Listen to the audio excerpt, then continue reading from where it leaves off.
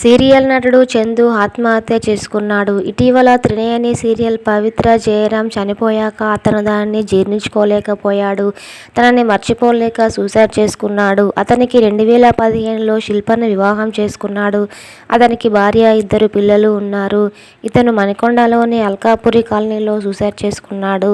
అతనికి ఏమైందో తెలియదు. ఇలా సడన్గా ఆత్మహత్య చేసుకున్నాడు.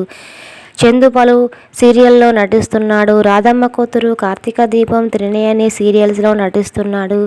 గత కొద్ది కాలంగా చందు, పవిత్ర జయరాం సహజీవనం చేస్తున్నారు. పవిత్ర మరణం తర్వాత అతను తట్టుకోలేకపోయాడు.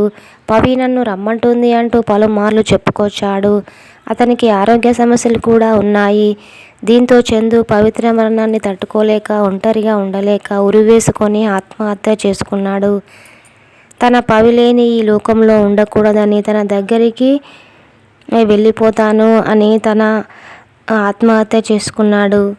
తన ఆత్మకు శాంతి కలగాలని ఆ భగవంతుణ్ణి కోరుకుందాం.